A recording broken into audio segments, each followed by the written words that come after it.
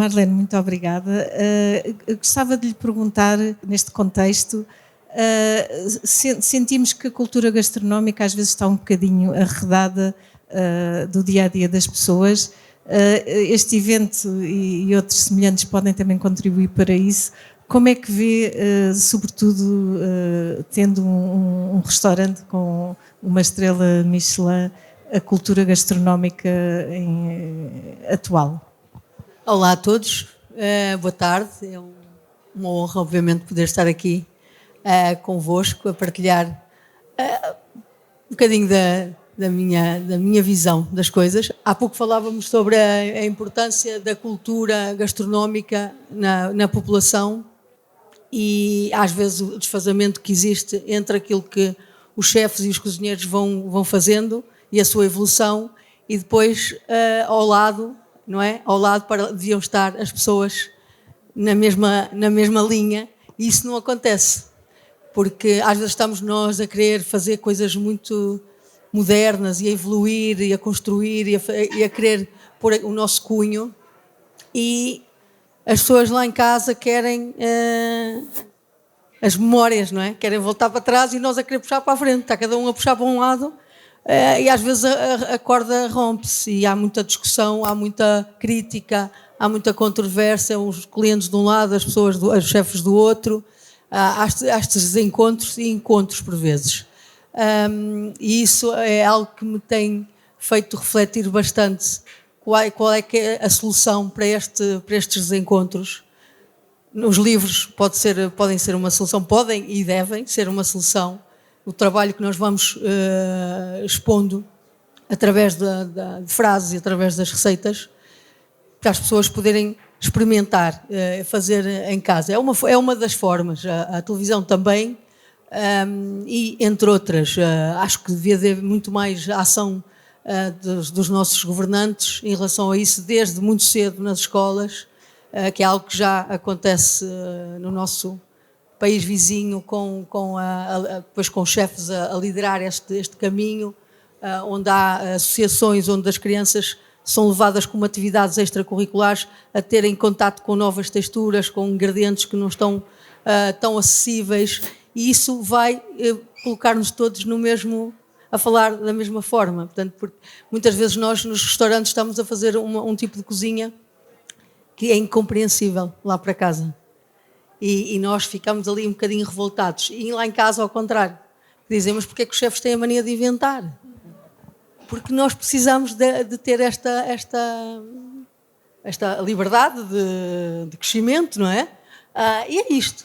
E o tradicional, às vezes, ou seja, a defesa do que é tradicional choca um bocadinho com a inovação e a experimentação que tem também um lado muito positivo, que é dar uma nova cor e uma nova energia a receitas que sempre conhecemos. Sim, mas, sim. E para a Marlene, a parte mais divertida é criar esses conceitos ou é estar a cozinhar ali para a pessoa que está à frente? É um bocadinho um misto dos dois. Eu gosto de respeitar um bocadinho aquilo que é a contemporaneidade, aquilo que está a fazer, e gosto de experimentar coisas novas, efetivamente, e ir testando, experimentando. Claro que também tem clientes e também tem que ir um bocadinho ao encontro daquilo que as pessoas procuram. É um bocadinho, é como se nós fôssemos juntando vários temperos e vamos construindo ali o nosso caminho de alguma forma. Uhum. Mas claro que as memórias fazem parte desta construção, os ingredientes fazem cada vez mais parte desta construção também. São várias coisas que interferem nesta criação e tem muito a ver depois com a nossa personalidade, não é? que tem que entrar, são cozinhas autorais, não é? Claro. Isso entra inevitavelmente coisas nossas, não é? Muito da nossa identidade, do nosso gosto, sendo que há um amigo meu que diz assim: se queres cozinhar para ti, cozinhas em casa. De certa forma não está errado, mas também tem que ser algo que nós nos sentimos, que eu digo assim, eu comeria isto todos os dias, ou não todos os dias, mas que quase. Eu sinto muito prazer a degustar. Para mim é incompreensível eu estar a fazer alguma coisa para o público que eu não sinto orgulho e que tenha vontade de comer, tenha muita vontade de dizer assim, isto está mesmo bom. Portanto, é isto. Sim. Acho que... Já que estamos aqui no Cup of Stories, eu gostava de ir um bocadinho ao passado e ouvi que a Marlene, quando era criança, era muito esquisita, não gostava assim tanto de comer. Não gostava daquela comida. Daquela comida, assim. Ok. Da comida em casa, não é? Era. É verdade. Era um bocadinho tinhosa. Eu uso este termo que é um termo da minha terra. E tinha ali a minha avó dizia que eu tinha a mania, não é, das grandezas. Eu não sabia, eu não conhecia nada para além daquilo que estava ali, mas eram as texturas. Eu acho que a maior parte, não era a única criança certamente, e hoje através da minha filha e de outras crianças com quem vou tendo contacto, percebo que as crianças vão evoluindo a sua aceitação aqui com as texturas. As texturas são um problema e claro que as nossas avós e as nossas mães, no meio da trabalheira toda que tinham no seu dia-a-dia, faziam aquilo de uma forma assim muito empírica, sem ter muita atenção se estava a cozer demais ou se estava a triturar demais, ou era um bocado como calhava. Mas lembra-se assim de algum prato que fosse mesmo difícil? Lembro, há um prato muito tradicional no Porto que se chama farinha de pau. Não sei se alguém daqui sabe o que é farinha de pau. Ninguém conhece, adora, eu detesto, tenho de dizer a verdade. Até hoje o cheiro, a farinha de pau é um caldo engrossado com farinha de mandioca, não sei como, porque nós não tínhamos mandioca em Portugal e de alguma forma a mandioca foi parar ao Porto e à Maia, não sei como, não me perguntem. Mas, e era um caldo engrossado, fazia-se com espinhas, na casa da minha avó fazia-se com as espinhas do peixe ou espinhas de bacalhau, ou pode ser feito com caldo de carne, obviamente. E depois era engrossado, aquilo era para encher o bucho, só. Tinha ali alguma proteína e era uma comida de pobres, vamos dizer assim. Era tipo uma papa. Era uma papa. Okay. E eu nunca gostei mesmo nada de papa, nem das doces que davam às crianças. E eu não gostava. Mas eu tenho um cliente hoje que é do Porto, é advogado cá em Lisboa, que no Natal diz-me assim, Marlene, não fazes as papas e eu digo, por amor de Deus, não faças isso. Porque ele também tem essas memórias de infância e mais velho que eu, bem mais velho que eu. E, por exemplo, eu sentia o cheiro do caldo, sei lá, quando estava a brincar no quintal e arranjava maneira de fugir para não comer. Inventava uma desculpa qualquer, mentia à minha avó. E depois como é que se dá aos 12 anos ir nas férias trabalhar para um restaurante? Olha, os meus pais tinham um talho, inclusive eram fornecedores do Miguel Castro e Silva, do chefe Miguel Castro e Silva, portanto eu conheço desde os meus 8 anos de idade e lembro-me do restaurante de entrar lá e sentir o cheiro da sua comida e o meu pai entregava carne em vários restaurantes na Maia e eu estava muito habituada, assim eu como os meus irmãos, a entrar pela cozinha para entregar a carne. E houve um restaurante em particular, até ali nada, eu sentia sempre os cheiros e tenho essa memória dos aromas das cozinhas, mas houve um que me chamou muita atenção porque era completamente diferente dos outros, completamente diferente. Todos os outros eram uma vertente tradicional, portuguesa, uma extensão, eu digo sempre que era uma extensão da cozinha da minha avó, e como eu tinha aquele trauma de alguns pratos, eu achava que era igual. Então aquilo já me afastava. Até entrar num restaurante onde existia uma chefe muito jovem, com os seus 22, 23 anos, fardada de cozinheira, como se naquela altura só em França ou nos hotéis é que haviam aquela... Eu nunca tinha visto ninguém fardado nas cozinhas. Nas outras cozinhas eram pessoas de bata, como a minha avó, igual. E eu tinha uma senhora fardada com barrete de cozinheiro, que eu nem sabia como é que aquilo se chamava. Aquilo despertou-me logo curiosidade pela diferença. O cheiro da comida era diferente. Eram intensos, não sei bem. Ela estava a fazer roquefort e eu nunca tinha sentido o cheiro de um roquefort. E eu tive curiosidade e fiquei ali. As crianças têm um radar impressionante, não é? Eu fiz assim um circuito com o olhar e apercebi-me que queria ficar ali mais tempo a apreciar aquela cozinha. E pedi aos meus pais para ir para lá nas férias do verão. Tive a sorte deles me deixarem. Também eles, inocentes, achavam que eu ia me fartar rápido. Eu também achava, mas entrei ali nas férias do verão E não saí de lá, só saí de lá alguns anos depois, claro, em continuidade com a escola, férias de verão, férias da Páscoa, feriados. Eu abdiquei da minha adolescência para estar naquele restaurante que me ensinou a comer e a gostar de comer. E se calhar ensinou demais. Não, acho que fez um bom trabalho. Ainda existe esse restaurante? Não. Hoje essa chefe, que se chama Isabel, a minha filha chama-se Isabel por causa dela. Sim. Imaginem o impacto que teve. Ela hoje dá apoio aos refugiados, é psicóloga na Maia, na Câmara da Maia. É uma pessoa também com um talento especial, para além da cozinha. E a Marlene tem memórias dos pratos ou do que é que fazia, do que cozinhava nessa altura, com 12 anos? Não fazia nada que isto é. Eu não construía nada, eu descascava cebolas, descascava alhos, fazia aquilo que um ajudante, um aprendiz faz, que é não constrói, só apoia e aprende-se. E só depois, mais tarde, na escola, e mesmo depois já na escola de hotelaria, que foram 3 anos mais ou menos, aos 15, 16 anos, quando decidi que era o meu caminho, que era o caminho que eu queria seguir. Mesmo aí nós estamos numa fase ainda de muita aprendizagem. A construção dos pratos vem muito depois. Primeiro tenta-se absorver o máximo possível e perceber o porquê daquela fusão de sabores, porque é que aquilo surge, se foi por intuição, se não foi, se houve testes, se não houve testes. Portanto, há ali muita questão, muito antes portanto, eu fiz pratos por receita, mas fiz de tudo um pouco. Com a Isabel aprendi a fazer uma cozinha internacional, não só francesa, mas uma cozinha internacional. A cozinha portuguesa surgiu muito mais tarde na minha vida, para além daquela que eu consumia em casa. Okay.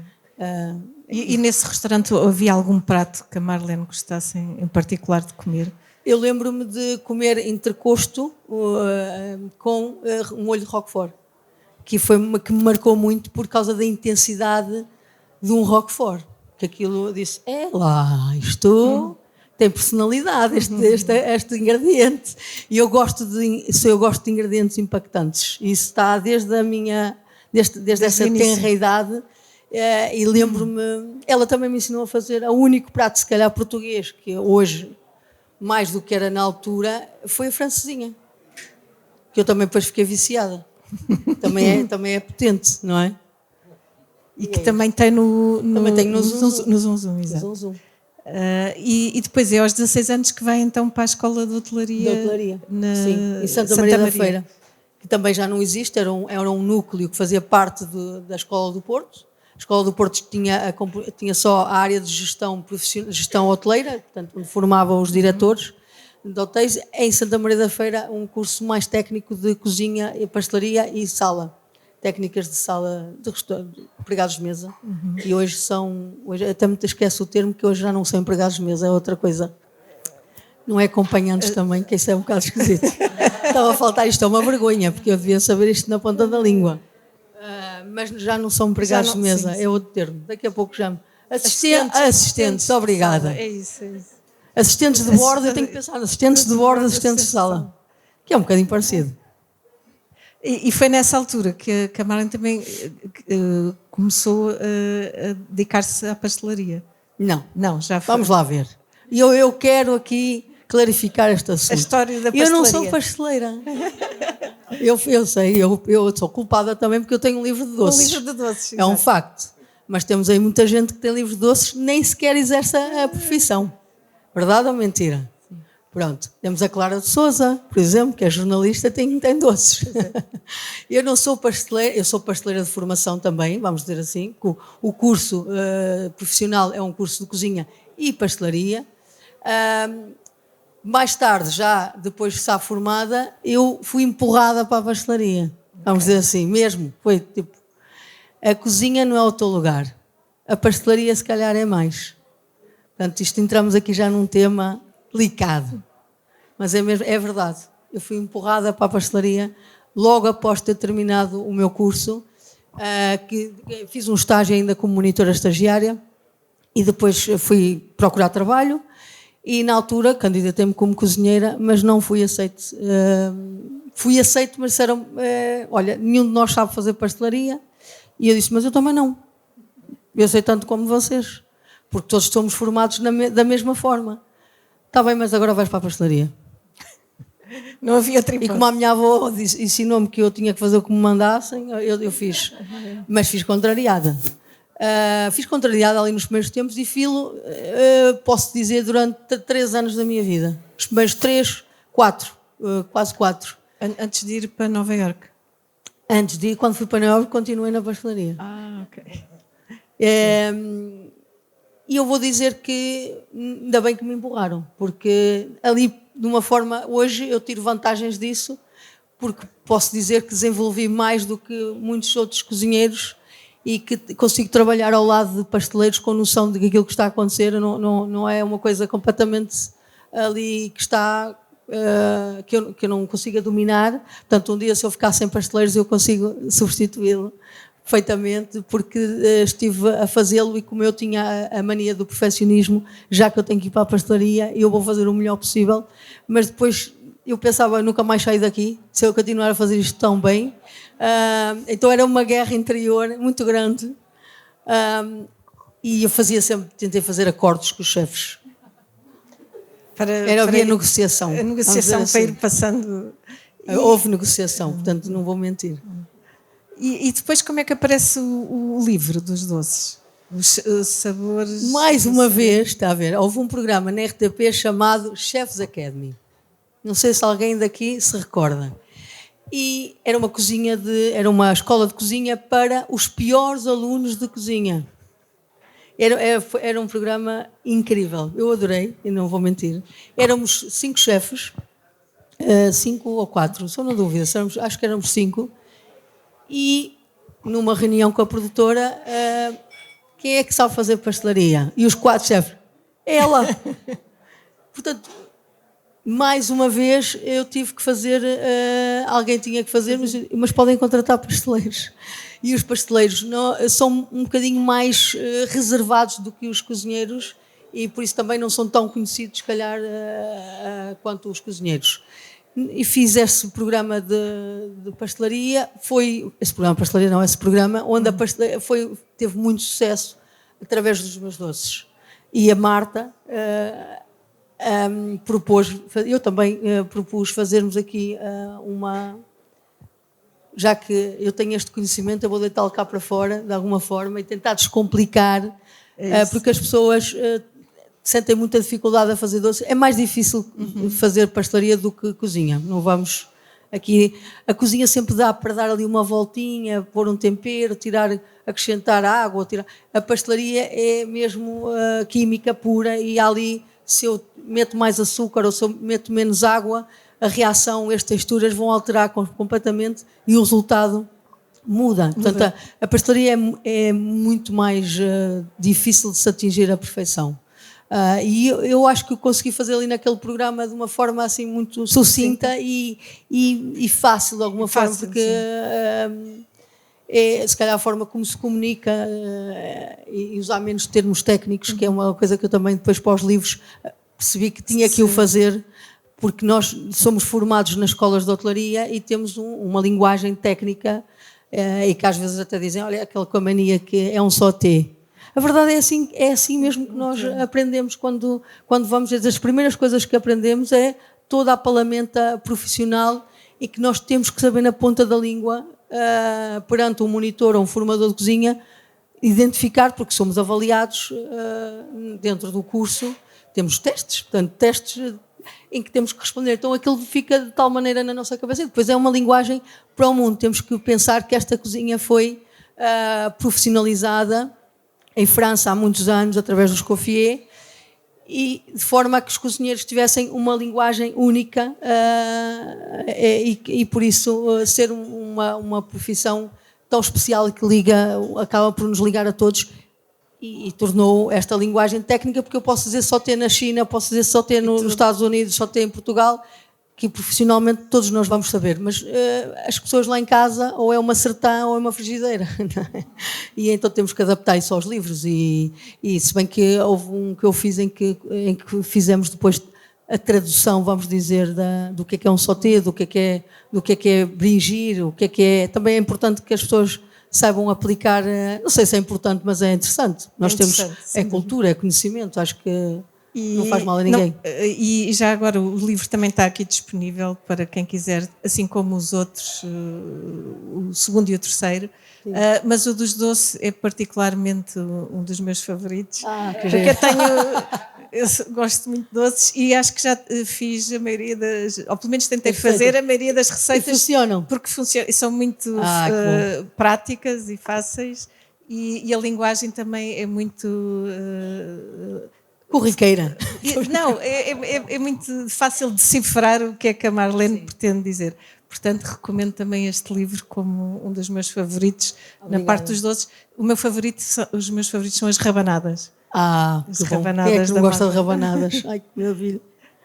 Sobre os outros dois livros, já agora a Marlene também pode falar um pouco, porque também correspondem a um programa de televisão muito interessante. Sim, este programa de televisão surge no Casa e Cozinha, que é um canal que está ali nos 100 e muitos, infelizmente, que eu acho que para além dos programas de cozinha tem outros programas incríveis dentro daquele canal, chama-se Cozinha de Chefe, onde me foi proposto trazer uma vez mais esta cozinha de chefe para as pessoas lá em casa, de forma a tirar aqui barreiras e pôr toda a gente a cozinhar lá em casa de uma forma com a mesma...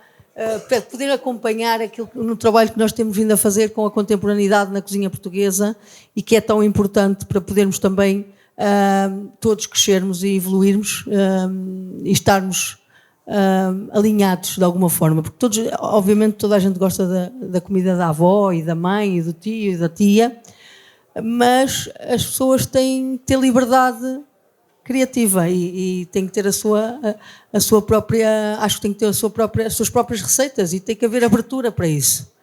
E acho que às vezes os portugueses amarram-nos um bocadinho assim nesse sentido e não nos deixam e recusam-se a provar, isso é uma cozinha não sei o quê, isso é não... mesmo sem conhecerem. E tanto estes programas como os livros são ali abrir um bocadinho a janela e a porta para que as pessoas arrisquem e não tenham medo, porque ao fim e ao cabo nós queremos acima de tudo trabalhar, apresentar o nosso trabalho e fazê-lo da melhor forma possível, com a qualidade, com o melhor. Claro que nós entendemos que não é para todos, nem toda a gente vai conseguir lá chegar ou fazer, mas aquelas receitas não têm só carabineiros, nem sequer tem caviar. Estava aqui a pensar no caviar, mas nem tem ingredientes, desde o carapau, desde a cavala, desde todos os ingredientes que estão assim. Aliás, eu uso ingredientes que estão nos nossos mercados, estão acessíveis a todos. Quando a Marlene está em casa, assim, por exemplo, ao domingo, o que é que lhe apetece cozinhar? Se é que não me apetece cozinhar. Desculpa lá. Eu adoro comer fora. Adoro mesmo. Adoro. Eu fiz há poucos dias as minhas férias são sempre gastronómicas, portanto, eu escolho o destino de acordo com os restaurantes que eu quero ir. E por isso eu ao domingo gosto de almoçar fora. Também, mas às vezes apetece-me... Há pratos que eu não arrisco comer fora, não vou mentir. Cabidela. Porque é muito difícil de encontrar uma boa cabidela fora, assim. É verdade. Eu sou tinhosa, continuo a ser tinhosa. Era tinhosa em criança e continuo a ser. Portanto, não mudei essa personalidade. E há coisas que me sabem, não sei, acho que também há certos pratos de conforto que sabem, porque nós podemos estar um bocadinho mais à vontade, não é? Pegar na pata da galinha com a mão, e há certas coisas que nós gostamos muito, de estar em casa. Mas adoro almoçar fora. Quando precisamente hoje vai apresentar o novo programa, sim. Desta vez a segunda temporada. É um outro programa dentro deste canal, do Casa e Cozinha, que se chama Prova de Amizade, com o meu marido. Nós convidamos duas figuras públicas, sempre, em que vamos tentar conquistá-los. Nós queremos amigos, nós não temos amigos, só temos amigos cozinheiros, basicamente. E então nós queremos outros amigos, já ninguém aguenta falar de comida lá em casa. E a base deste programa é isto, e nós vamos cozinhar, vamos mostrar aqui os nossos dotes, sendo que não vamos trazer uma cozinha tão profissional, portanto não vamos trazer uma cozinha de luxo para dentro da nossa casa. Tem que haver ali um misto de aquilo que as pessoas conseguem fazer, também impressionar os seus amigos, mas tem que ser algo impactante. Portanto, hoje lançamos aqui a segunda temporada, já tivemos a primeira que foi um sucesso, e a segunda, hoje é o pré-lançamento, começa oficialmente sexta-feira. No caso da cozinha, já passa para a publicidade às 8 da noite. É um formato muito divertido. Muito divertido. Porque vê-se que a Marlene e o João estão mesmo a divertir-se com... Também estamos quase a puxar os cabelos um ao outro, porque nós somos competitivos, assim um bocadinho. Ele também é cozinheiro, eu também, e diferentes, com personalidades diferentes. Eu sou um bocadinho, eu gosto mais de planear e ele gosta mais de improvisar. E aquilo às vezes ali acontece só um atrito no meio da coisa. E não há paragens, continuamos a gravar na mesma, portanto é arriscado. Nós gostamos do risco. Se não fôssemos nós cozinheiros, nós somos um bocado loucos por adrenalina, não sei se têm noção disso. Os cozinheiros gostam de adrenalina, somos um bocadinho malucos. Estar ali tantas horas e... Não é as horas, é a tensão. Que existe, que é... Todos vocês querem ir ao restaurante e comerem em 10 minutos, se possível, não é? Não é comer, ter o prato à frente em 10 minutos. Imagina a tensão que isso faz surgir na cozinha. Está o chefe ali, já passou 5, já passou 3, há uma tensão que não há em muitas áreas. Há se calhar nos médicos, possivelmente, há ali questões de vida ou morte, literalmente. Na cozinha há aquele... Olha, posso-vos dizer que ao domingo é o pior dia para servir clientes. Porque estão com os filhos em casa, os filhos atrasaram-se meia hora a vestir, ou 1 hora, já chega toda a gente nervosa ao restaurante. Sabe qual é o truque? Os portugueses são muito inteligentes, já fizeram isso há muito tempo, é pôr o pão na mesa. Quando chegam ao restaurante, tem que haver comida na mesa, ao domingo. Porque a fome é tanta, toda a gente sabe que principalmente as mulheres ficam loucas com fome. Não é? Ninguém aguenta. Ninguém aguenta. Então o truque é, ao domingo tem que haver pão na mesa. Pão e água, que é para as pessoas ficarem calmas. E também nesta fase que a Marlene está a viver agora, recentemente foi consagrada novamente com a estrela Michelin, vê-se continua a inspirar muitas pessoas nos restaurantes e nas cozinhas e nas escolas também, porque infelizmente não há quase chefes na lista de estrelas Michelin, chefes do sexo feminino. Pois não, olha, isso há muito pano para mangas aqui, acho que não temos o dia todo para falar sobre isso, mas essencialmente tem a ver com as questões da família, que ainda estão muito atribuídas à mulher, e a própria mulher também não se desprende dessa questão, e também tem a ver com aquilo que são as leis parentais, que para mim não estão de acordo com as necessidades das crianças e dos pais, percebem? Então tem que ser as empresas e as pessoas a adaptarem-se, e isso não é justo. O que leva ao afastamento, a criar uma guerra interna entre o trabalhador e a empresa. Portanto, isto tem que ser algo muitas vezes discutido. Eu sou mãe, eu vivi esse dilema na pele, eu tenho vivido com as pessoas que trabalham comigo, e é muito desafiador, tanto para o empresário quanto para o trabalhador. Não vamos estar aqui, e não vale a pena pormos uns contra os outros, porque isso não vai levar a lado nenhum. Quem tem encontrado essas soluções são as empresas com os seus trabalhadores. Claro que há... E depois temos aqueles trabalhadores que não têm filhos, que entram aqui, que também fazem pressão, e é muito difícil esta gestão se não tivermos todo o acompanhamento que deve ser dado, porque efetivamente 5 meses, uma criança entrar com 5 meses numa creche, eu não acho justo. Nem para a mãe, para o pai, nem para a criança, muito menos para a criança. Acho que é mesmo muito pouco tempo. Eu pude optar por ficar mais tempo, porque fui mãe também tarde, aos 35 anos, e fui criando condições para que pudesse dizer vou estar um ano parada, mas nós sabemos que isso não é a realidade do nosso país, e por isso é preciso o apoio do Estado para que as pessoas fiquem em casa mais tempo com os seus filhos, para criar esta ligação, para haver toda essa. Eu lá na minha empresa não quero pessoas com menos de um ano a trabalhar, porque nem vão estar lá, nem vão estar em casa, não vão estar lá, não vão estar minimamente a fazer nem uma coisa nem outra. Então não é justo. E isso é algo que afasta muitas mulheres das cozinhas e de muitas outras áreas, porque também sabemos nós que a nossa área está muito ligada à parte dos jantares, que as pessoas estão durante o dia a trabalhar, querem relaxar, mas ir a um bom restaurante ao jantar, e ao jantar temos que estar com as crianças em casa, mas isto pode ser um trabalho de equipa entre a família, Sim, que a criança não é só dos pais, também é da restante família, acho eu. Mas eu sei que há famílias que não têm apoio. Também sei disso. Que não há apoio. Temos muitos imigrantes em Portugal que é o pai e a mãe e não tem mais ninguém. Não há, portanto, há aqui muito trabalho para se fazer nesta área. Sim. E depois há a área dos investidores. Não é? Temos aqui a área dos negócios que não investe em mulheres, porque a confiança do público perante a liderança da mulher ainda é muito baixa.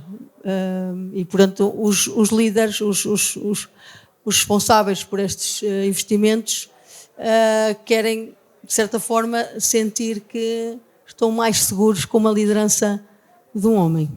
Isto é a sociedade que também faz esta pressão de alguma forma. É triste, mas é triste, mas isto é verdade. Temos que falar assim abertamente.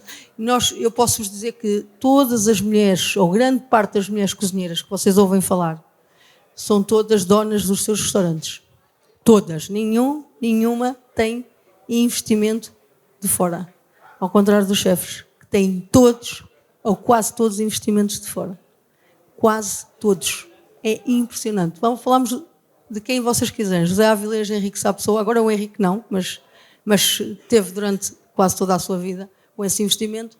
Até o próprio Rui Paula, que tem outros investidores, mas todos eles tiveram apoio de pessoas com poder e com influência que os ajudaram nessa fase inicial que é tão importante e no lançamento.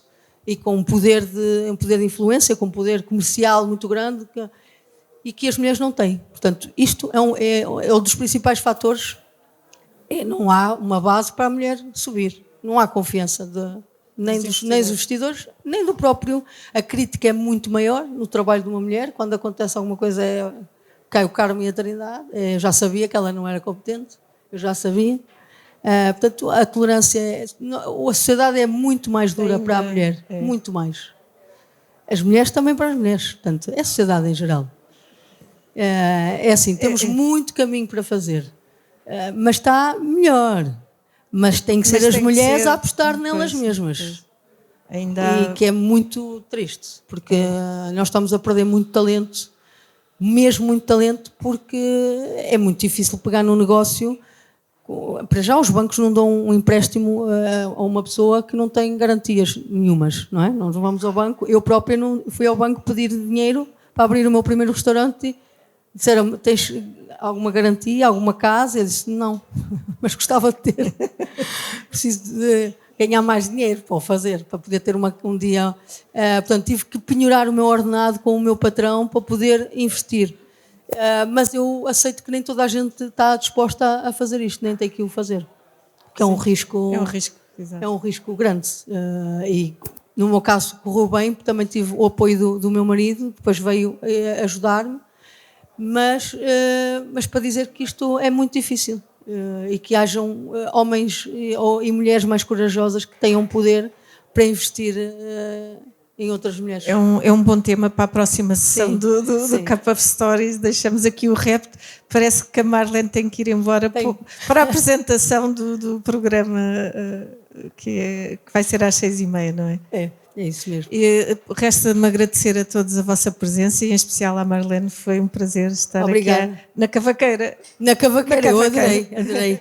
E espero ver-vos o mais breve possível nos meus espaços ou no sítio. Obrigada.